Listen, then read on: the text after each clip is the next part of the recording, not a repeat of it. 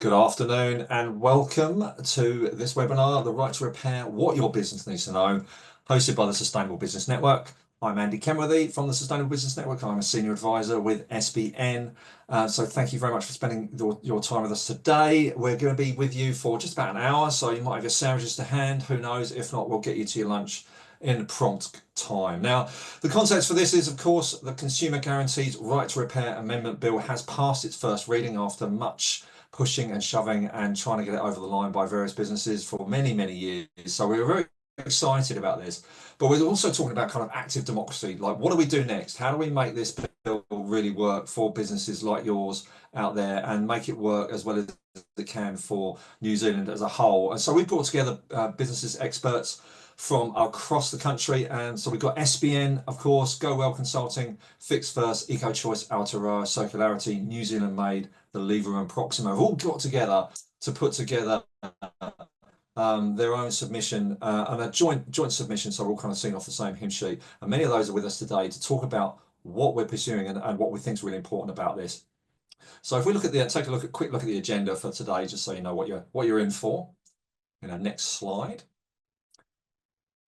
So we've got the right to repair. So what your business needs to know. So it's me, hello, and then we're going to hear from Paul Smith from Fix First. And he's going to go really deep into the bill, into the detail on what you need to know about it. And throughout, you can ask your questions to Paul or any of the speakers, especially the panel that's coming up. So use that Q&A feature. I'll be monitoring it throughout and bring up what I can live. And as usual with SBN's sort of events, if there's anything we can't grapple with live, we'll try and get back to you afterwards via email or other means. So we've got Paul Smith from Fix First, and then we're going to have a panel discussion with Greg Brebner from Blunt Umbrellas. Blunt is known across the country for its astonishing product, which keeps us dry and out of the wet. And we've got Tessa Bradley from Kowtow. They are a clothing company, and they're doing some great work on repair. And Paul Smith, of course, will jump back in to give us the detail. And then once we've kind of thrown that around for a wee while and heard all your concerns as well, so do jump in that Q&A. We have from Prasanna Nara from EcoChoice Aotearoa on how you can get involved, how to make that submission, and sort of suggestions on how that might be done.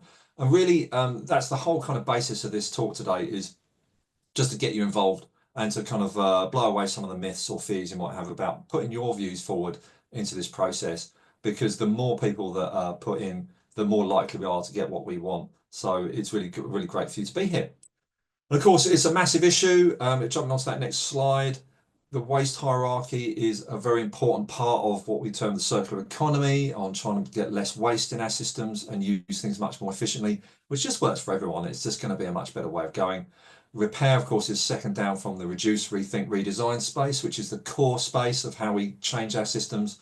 And when you take those choices not to buy things. But once we've bought something, we want it to last as long as it can. And we also want it to be able to be pulled apart and repaired and pieces replaced without having to biff the whole thing. And, we were talking earlier about everybody's got their toaster example. Everybody's got that idea. Well, my mum used to have a toaster that lasted 20 years and mine lasted, 20 days, and then I had to throw it away and I couldn't get a part for this.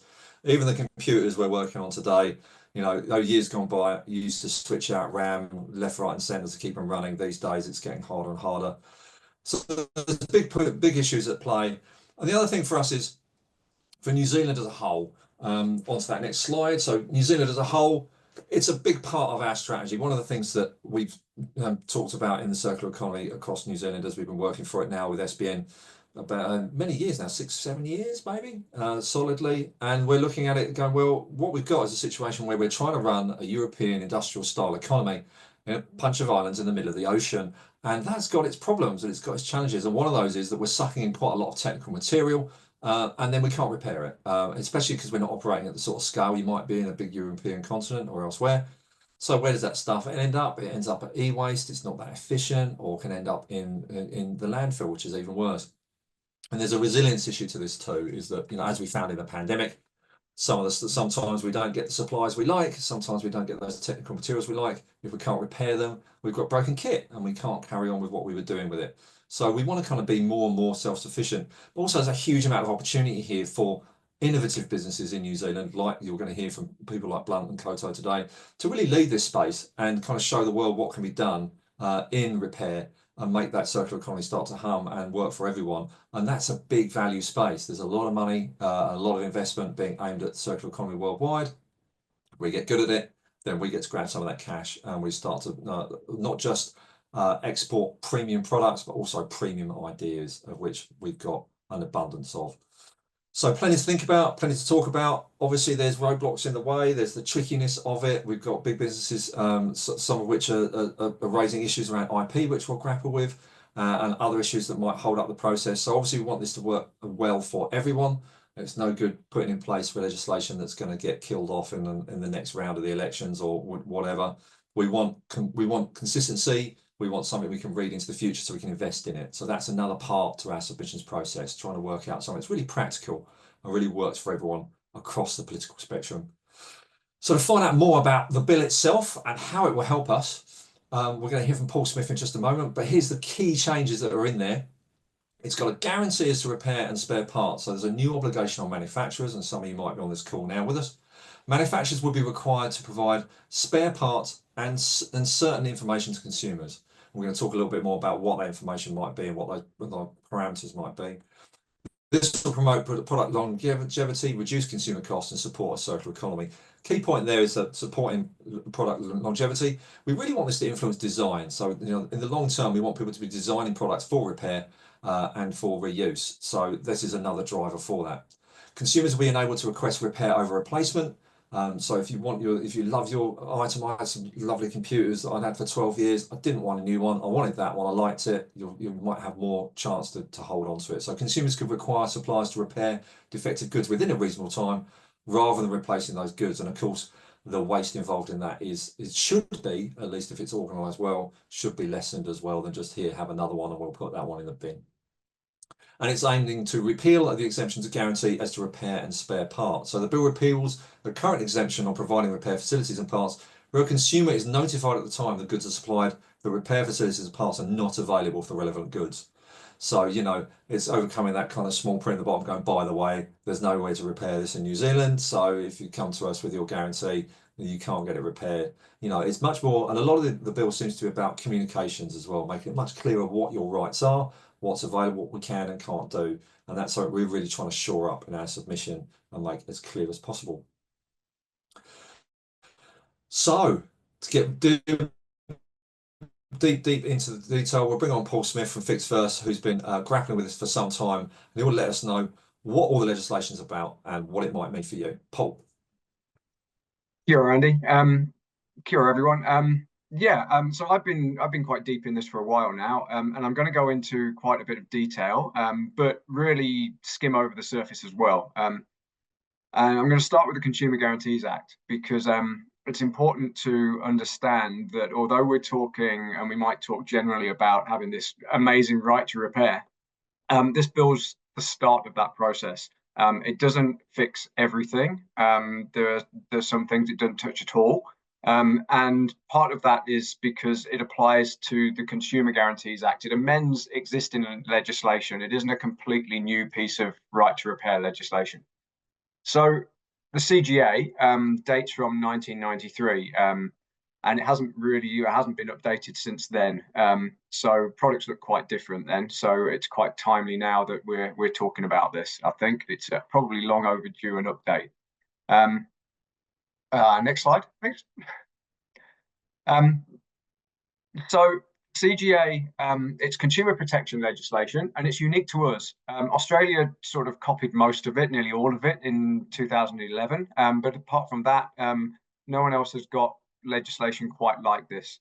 In the Act, consumers are defined as, they're usually individuals, but they can be businesses or organisations that are buying goods covered by the Act. And basically, it protects consumers by defining minimum guarantees for products and services. So these guarantees ensure goods are of acceptable quality, they're fit for purpose, and they meet the descriptions that are made of them. And then if the guarantees aren't met, consumers can seek remedies from businesses. And that might be a refund, a replacement, or a repair. The Act works at goods level, it doesn't apply to the person buying the goods, it applies to particular goods. And it says it covers all goods that are usually acquired for personal, domestic, or household use. Now that includes new goods and used goods, as long as they're bought from a New Zealand business. So if you're buying something in from Amazon, for example, you're not covered by the Consumer Guarantees Act, and any changes that this bill makes won't cover those sort of goods. It also doesn't cover most commercial goods. So there's been talk around, and it was particularly raised by some of the politicians, that we need to help our farmers fix tractors. Well, this will do nothing to help that, because a tractor isn't usually acquired for personal, domestic, or household use. So it doesn't cover most commercial goods. The important guarantee for this right to repair bill is the one of acceptable quality. So this means we have a right to a remedy if a product is faulty or of poor quality. So goods must not have defects, and they must last for a reasonable time. Now, that guarantee of, oh, sorry, go back one slide. I'm forgetting to move the slides on. So that guarantee of durability usually lasts longer than a manufacturer's warranty. And that's typical of a lot of our consumer rights under the Consumer Guarantees Act. They usually act, or they always act on top of a manufacturer's warranty. So if you don't get a warranty, you still have all of your consumer rights under the Act. So for example, a washing machine might come with a warranty of a year or two, but if the motor failed a couple of years after that warranty had ended, you've still got the right to claim for a refund, a replacement, or a repair under your consumer rights in the Consumer Guarantees Act.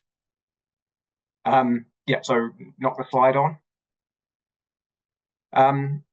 So it being legislation, there are particular definitions, and this causes quite a bit of confusion, I think. So let's just understand, when the Act talks about manufacturer, what that means, and supplier. Manufacturers are businesses that bring the goods into New Zealand. They're not necessarily the company that physically puts components together and manufactures them. So they may be a brand that gets their goods manufactured overseas. They may be an importer or a distributor who represents many manufacturers, overseas manufacturers in New Zealand. They're, in the eyes of the Act and this bill, they are the manufacturer and they have particular obligations. Suppliers are easier to understand. They're usually retailers. In fact, let's just leave it at that. Supplier, you can usually interchange with retailer. They're the business that directly deals with the consumer. And some businesses can be both. So there are examples of manufacturers who sell their products directly through online or retail stores. And there are retailers such as the Warehouse who have their own label products. So if they're selling, for example, a Vion TV, they're both the supplier and the manufacturer of that product. Okay, next slide. So there's already repair included in the CGA. This bill's not creating something totally new. It's strengthening what's already there. So in the CGA, manufacturers are obligated to provide repair facilities and parts for a reasonable time after goods are sold. There's also a clause, section 42, if you look it up, that lets them opt out of doing that. And basically that means if a manufacturer doesn't want to provide repair, they don't have to. All they have to do is let the consumer know, or take reasonable steps to let the consumer know before the products are sold. And that could be as simple as putting it somewhere on a website. So technically that information is available before you bought the product. Obligations for suppliers are more around giving them the option. So suppliers are the ones who are obligated to fix any faulty products. And they can do that by replacing them, by refunding them, or repairing them. And they've got the option of offering repair as a remedy for minor faults. And quite often you find suppliers, retailers do that. And they choose to repair things rather than just replace it because it's easier and cheaper for them. Next slide. Okay, so what does the right to repair bill actually do, or what will it do when it becomes law? Let's be optimistic here and say when it becomes law. Yep, next slide again. So it strengthens repair. So for a manufacturer, that means they can't opt out of offering repair facilities and parts. So the first thing it does is it gets rid of that clause 42 that gives them the option to opt out.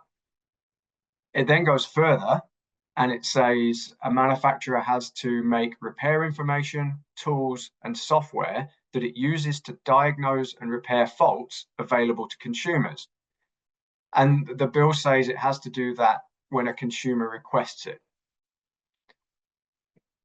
Manufacturer also can't make its own warranty void if you repair a product without using authorized parts or an authorized repairer. It's important to note with that those obligations for the manufacturer that the bill doesn't specifically say the manufacturer has to provide these.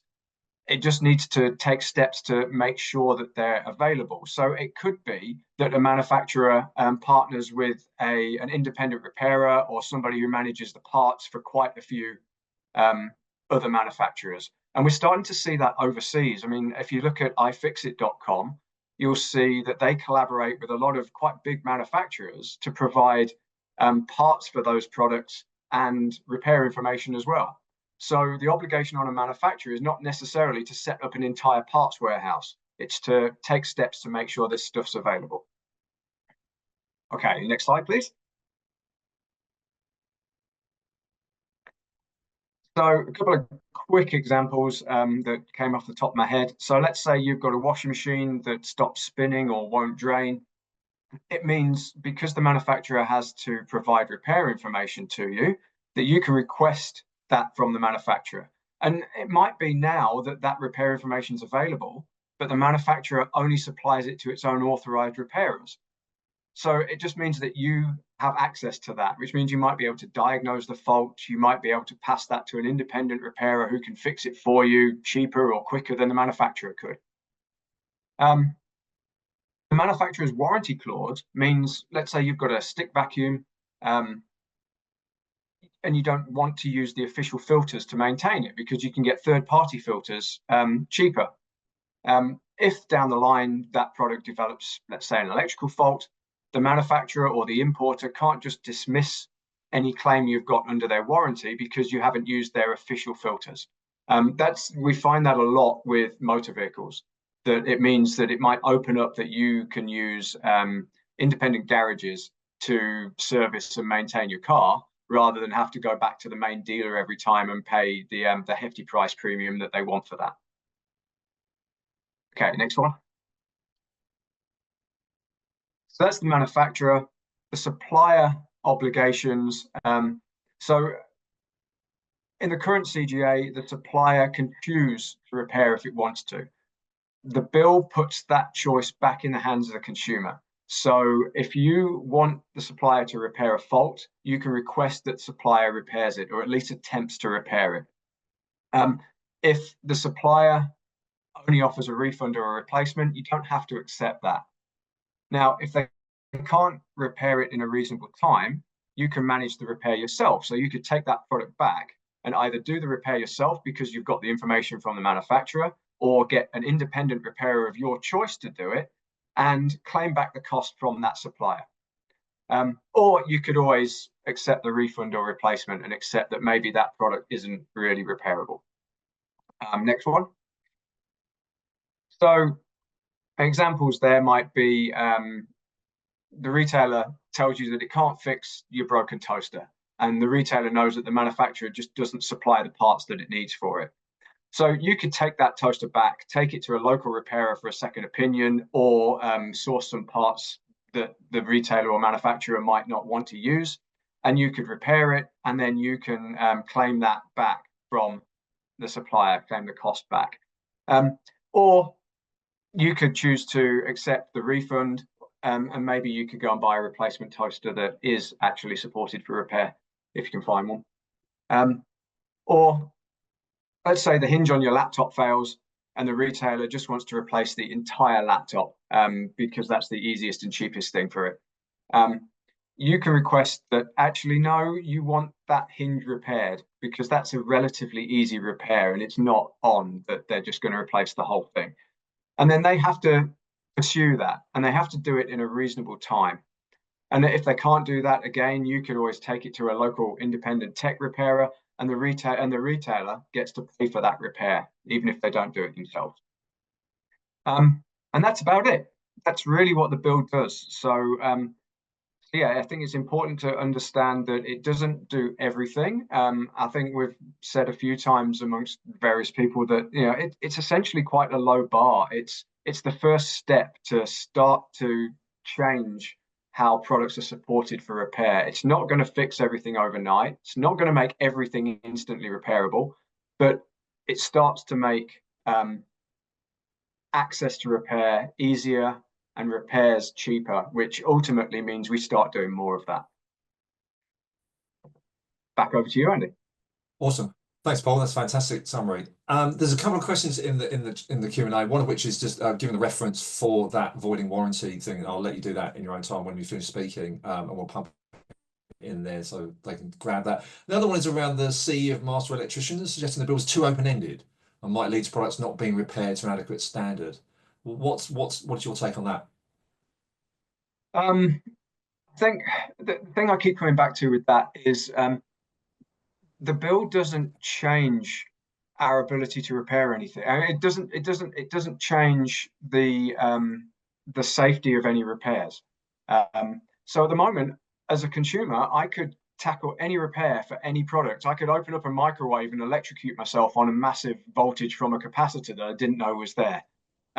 And in practice, most people don't have the skills to tackle that sort of repair, so they don't do it themselves. What the bill's allowing us to do is to take it to somebody who is a skilled and qualified repairer. We used to have a lot of those, and there's still a mechanism to have that. We have electrical qualifications that focus specifically on being able to repair small appliances. You don't have to go to an electrician, but you can go to an electrician as well. And I think what the bill does is it just makes it easier for you to have the choice to go beyond the repair service that the manufacturer directs you to or doesn't direct you to because they don't even want you to repair it. And I guess from a consumer side, if I did want to tackle something myself, if I could get the information from the manufacturer that said, here's the parts of the repair that you can do because that's safe and we support that. This stuff you really shouldn't tackle because this is dangerous and you need to be skilled. Go and find someone who knows what they're doing. That's great information. At the moment, I don't have that information because a lot of those repairs aren't supported. So it's actually, in one respect, it's an opportunity for the manufacturers and the importers to make these repairs safer. Makes sense. Great stuff. Perfect. What we'll do now is I'll just keep Paul on, and I'm going to bring on Greig Brebner from Blunt and Tessa Bradley from Kowtow, and just throw these ideas around a little bit more and get their perspective from an industry point of view. Welcome, welcome. And maybe I'll come to you first, Greig, from Blunt. Obviously, you're a manufacturer and innovator, and you've put quite a lot of emphasis already on the repairability of your product. What's your take on this? How are you kind of responding to this? Is this all good news, or would you like to go further, or what's your brief summary? I think it's a great step in the right direction. I guess from our side as a brand and a manufacturer, it's just the friction that comes from our side to actually make this stuff actually work in practice, because we're a very simple product, and I guess we've got a pretty good perspective on what it takes to actually offer that service and a product that actually truly is repairable. So I think from the manufacturer's side, there'll be too many excuses on why it's so hard to actually execute. And that's my bigger concern, because there's just so many different products in the world that just end up down here in small volumes. So efficiencies, like you said, New Zealand's such a small island, and to make anything work here at any efficient level is very difficult. So 100% the right direction, but just understanding those pain points, I think, to lubricate the system, I think is really important. Yeah, and I expect you've got a certain amount of sympathy for manufacturers who might be frightened by this, especially if they're because you've got the advantage of you built the company from the ground up with this in mind. What do you see might be the big fish for other kind of manufacturers? I think it's just that it's expensive. It's like to offer a service where you have parts and the service, there's so much friction in it. So to actually afford it, you've really got to have it integrated into your business model. And for us, it came about really because to have a premium product, we had to service it at a high level. And it was the right thing to do, obviously, but it was just part of our business model. And we do find that the more we repair, the more profitable as well, because people have that mindset when they come to us that they want to buy once, buy right. So by creating a brand from day one that was positioned in that place, it's made it a lot easier. And again, the umbrella industry really is the best example of products that are built for obsolescence. It's just not good enough. Yeah, So we if walk we can past do it in in the bins. umbrellas, it's great. But we export around the world too. And I think from our perspective, trying to do this in other countries when they're so remote and to put that service together, it's not easy with cultures being different and people's different attitudes. So for brands or manufacturers overseas who are ultimately responsible for these products, to actually understand exactly what New Zealand needs in terms of parts, service, and everything like that, it's quite a big ask. So it really comes down to who's ultimately responsible for these products and their existence and what comes around it for that service and repair. Yeah, and I suppose we're looking for businesses to take more responsibility. That's part of the, part of the product stewardship kind of pathway that we're looking for. And it seems like we've got this opportunity for premium as well, to create a premium product Absolutely. and leverage off that. Tessa, are you seeing that in clothing as well? How's that kind of playing out in your sector? Yeah, I mean, at Kowtow, we've had circularity at the core of our business from the get-go. We've had our repair program in place since 2018. So we're all for the bill. I think, of course, consumers should have the right to be able to repair their products. I think one of the challenges that I think of is that we kind of, for us especially, is because we are a natural fibre, and natural fibre does naturally biodegrade. So there is going to be a level where actually we aren't able to repair that product. But so we've really put a lot of work into like other services, like taking back those garments when it is at that end of its life, when we can't repair it anymore. So really taking the responsibility of that product and not just selling it off to the consumer and then just like saying goodbye to it. So I think this bill really supports that other businesses do the same. Yeah, so again, I think that global thing is huge as well. At the moment, we're just repairing our garments in our workroom in Wellington, but we also have partnered with a social enterprise over in Australia to also help us with our repairs in that region. But yeah, again, scaling that out further is it's a real challenge. Yeah, I suppose it's partly also about customer relationship and loyalty to the brand. It gives you another chance to have interaction with them, to serve them, make them happy, upsell them something else. It's all there if it's all there for the taking as opportunity.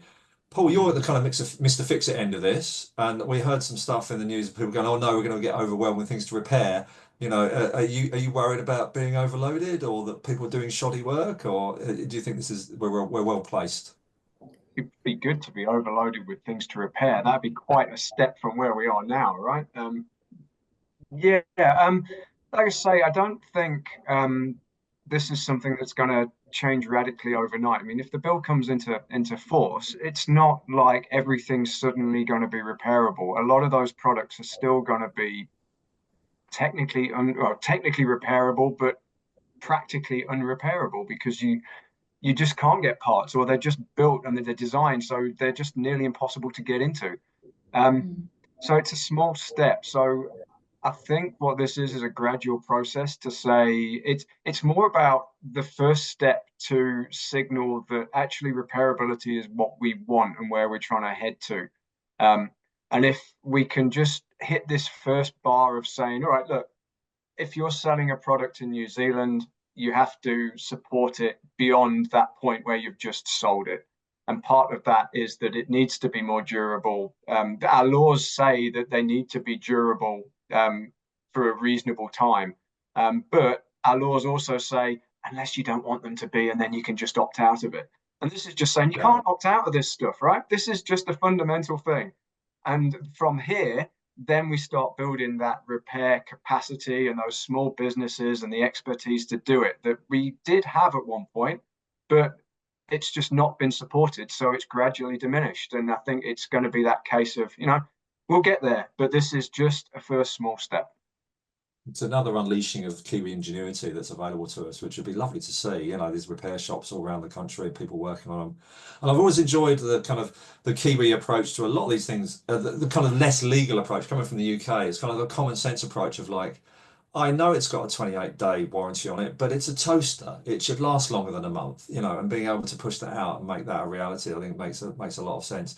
But Greg, as a manufacturer, you've got sort of sympathy, and riffing off a question from Mark Watson, like for the trickiness, if someone say buys a cheap part for a blunt off of, I mean, they probably wouldn't in your instance because it's so easy to go back to you, but bought another little cheap part from somewhere on Temu or something, then it broke, and then you've still got to warranty it. I mean, his example is much more technical in terms of those vacuum cleaner filters. If you're using the wrong filter, and I know Apple has said this as well, which is why they keep changing their plugs every 5 minutes and keep switching off all the ones you buy at the petrol station because they go, oh no, it's going to blow your phone up. How do you think that's going to be held on to, and how are we going to kind of overcome that little barrier? Well, for us, it's not really an issue. Like we just love people when they make the effort to try and fix our umbrellas, and they come in and they've got like all sorts of gadgets on them trying to keep them going, because it just falls into our value, aligns with our values. So we just celebrate that no end, and it really means no difference to us, unless they put something sharp in there that sort of cut the canopy, and the canopy needs repair as well. But I can see for other manufacturers, like yeah, if they are damaging, and then the repair becomes twice as much because something's been done badly, I can see how that would be an issue. But again, it just comes down to, I guess, the cost of that repair versus the cost of the product in itself, and what energy is in that whole ecosystem in terms of the value, because companies have to make money. So if that cost of that repair on that item is, nearly the price of the product itself, that's actually a really hard one to get around. And especially if you're dealing with people that are just importers, they've just got their margin for it coming into the country, like they're just the middlemen. So their whole system and ecosystem for actually taking that responsibility is a bit tough. But yeah, there's just, I guess every product is so different. There's just so many. Yeah, and I suppose working as we've done with procurers from outside the country as well, there's a lot of distributors, but it's kind of also pushing that message up the procurement and the supply chain, saying, look, we're not going to keep buying from you if you keep sending us stuff that breaks if someone uses a slightly different thing on it, or we can't take it apart, or so it kind of ups the game for everyone. And as long as it's incremental, as Paul's saying, that it's not a sudden leap that's going to disrupt too much, then progress will be made. It's also about education. I think that's really important, like educating your consumer to feel like they have the skills to be able to do those repairs. So like for us on our website, we've got quite a lot of like repair tutorials so that we can actually incentivize our customers to actually do a repair and show us that they're repairing as well. So I think, yeah, education is definitely very key as well, because you do want them to be able to do that and bring it back to you in a way that means that if you need to re-repair it, that, you can actually work with it.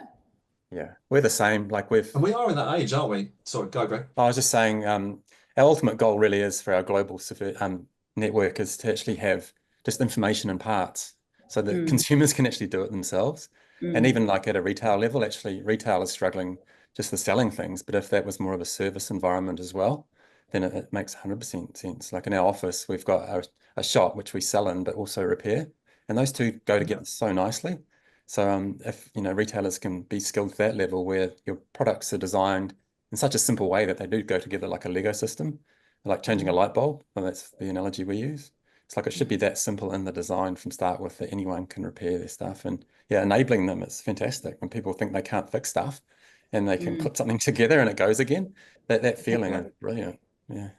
We are in that age, aren't we, of enablement? I mean, we all love the YouTube experience. We go, I'll just YouTube how to fix this and I can fix it, and on it goes. And you can see the TikToks of but it's a chance for businesses to hold on to that space as well. And it's interesting because a lot of the concerns are around illegitimate fixing or bad repair. And actually it's a chance for the businesses to take more control over that. Go, look, here's our authorized YouTube, here's our authorized TikTok, and exactly how you do this. Here's our real part sending out. And so you can gear up for that, and so you don't get those problems as much. Absolutely. Yeah. Sorry, just chipping in there. There was a really good example. I looked at some of the fixes, some of the brands that sell large appliances here and overseas, and particularly in the UK, where there has been right to repair legislation for the last 4 years on some of those products.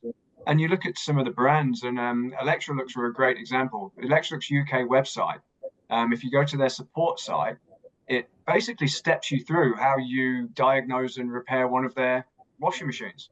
It says, right, here's here's what your fault probably is. Here's what the codes that you need. Here's what you can do. Here's how you go through and find out what the fault is. If you get to this point, you might want to talk to one of our experts, and here's a list of them that you can go to. Or if you need parts, here's an exploded diagram and the parts, and you can order those from us. It's fantastic. It's the manufacturer just owning that entire space and saying, you need to repair it, we'll help you, and we'll help you do it right. It's so refreshing. It's fantastic. Yeah. I wonder if insurers as well, the insurance industry, who probably bear the brunt of a lot of this stuff when things break, would be really keen on this to go, well, you know, rather than having to constantly buy new things and add on to our costs, we could just sort the repair out and bring everyone's premiums right down. Useful. And Paul, how do you feel? I mean, generally, how do you feel, Paul, in terms of the framing of the bill at the moment? Is it in the right space, or are there particular areas where you're a little bit concerned about where it's at right now?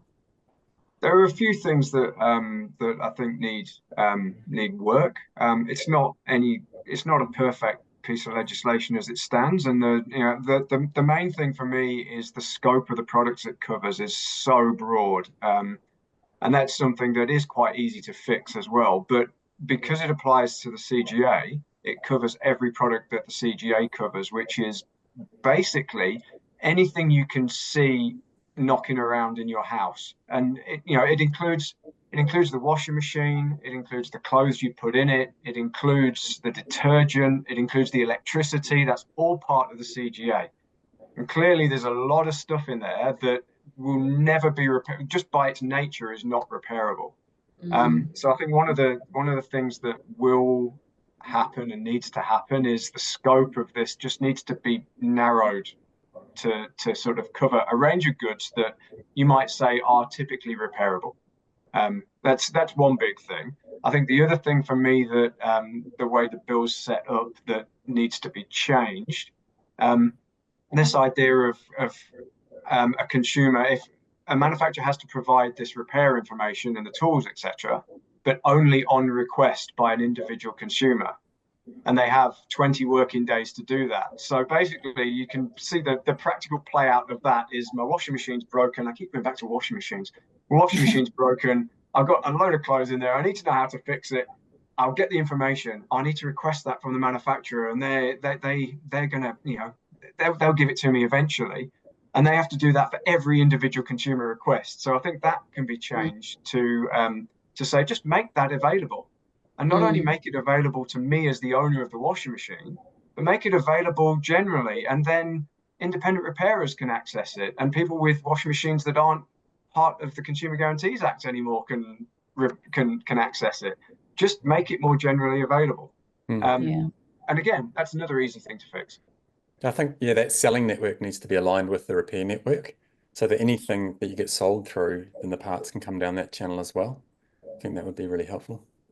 Yeah, I would hopefully start to stimulate some of that reverse logistics challenges that we've been looking at of how you get this stuff back into the mix. And that's part by gearing up that circular economy. So Tessa and Greg, I'll go with Tessa first, but how much do you think this might change what you're doing and also how you're advocating into your sector? Because I feel like both of you have you're not just running your own business, but you're trying to influence other businesses of the same type. Do you think this will help?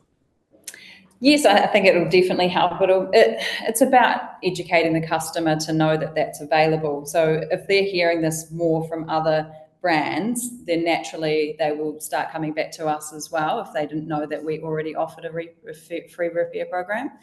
I also just started writing down notes just from listening to people around like, oh, maybe we should start making our own kits and things like that and providing. We already are pretty transparent, but maybe sometimes we might not be able to source that trim that we used 3 years ago. So what's the alternative, and having an alternative readily available to be able to provide to the customer. But yeah, I think it'll be really good to bring awareness to repair, and just making brands responsible for their products really is key. Yeah, and transparency. And Greg, you as an innovator and inventor, does this kind of get you excited about the possibilities? I think what excites me the most is just the example we can set for other New Zealand businesses going out to the world and kind of creating that ecosystem from New Zealand looking out. So actually going to other countries with, the best in class sort of intentions and service and product that that's just not really there. And if New Zealand was really known for that, for all the products that we push out to the world, there could be a lot of efficiency in how we actually service it together. So I think there's a real ecosystem that we could actually develop from this part of the world to push out to be an example to the rest of the world. Because I think it really has to start at the source of where the stuff's coming from, that responsibility. It's quite difficult once the consumer gets to the consumer and that intention wasn't there from the beginning. So yeah, I think that's huge for New Zealand because we are niche and whatever we push out to the world, and niche is usually premium, and premium is where you have the room to move on this sort of thing. Fantastic. So it sounds like a big opportunity here.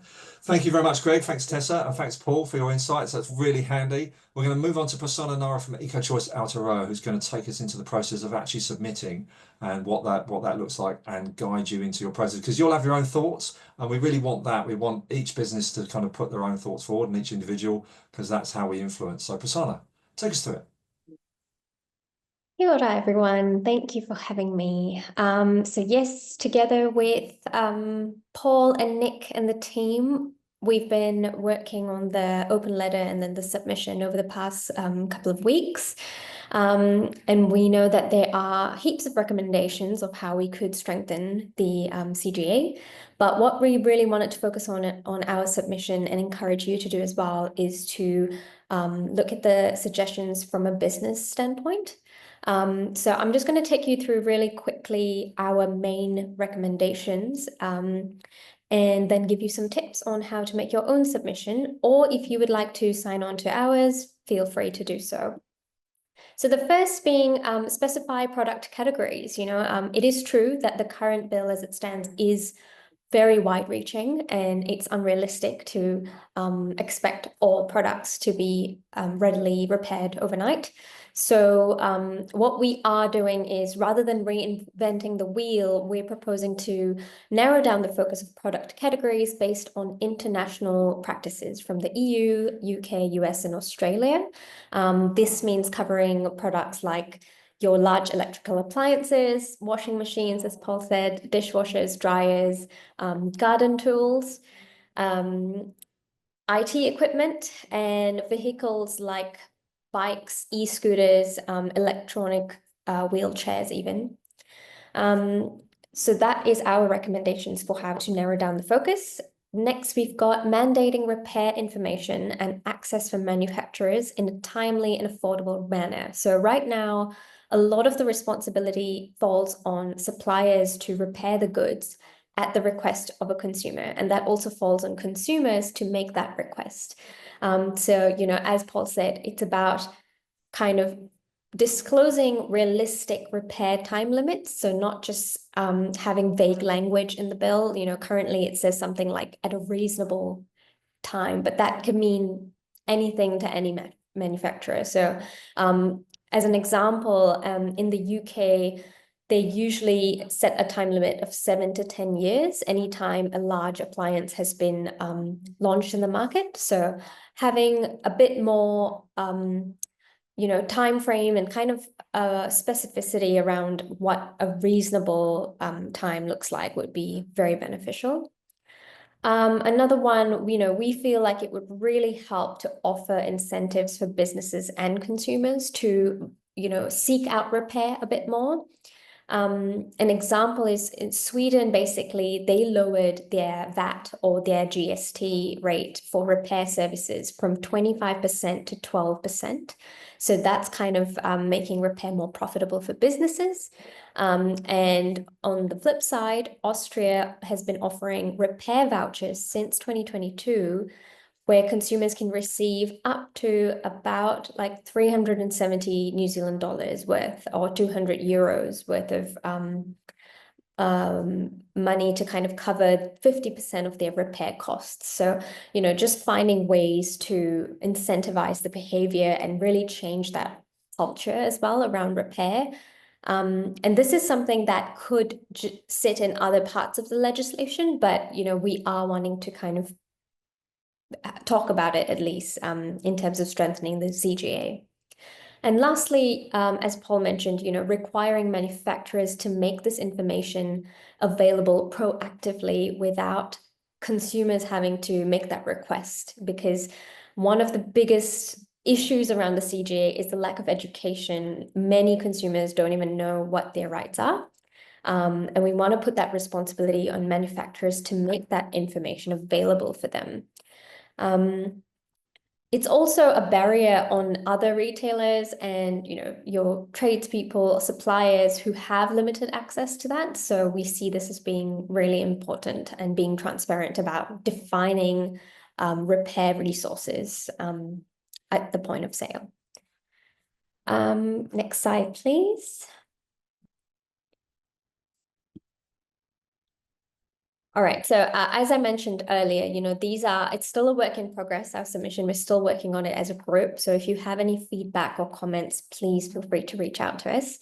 But if you would like to create your own submission, here are just a couple of tips that we found useful.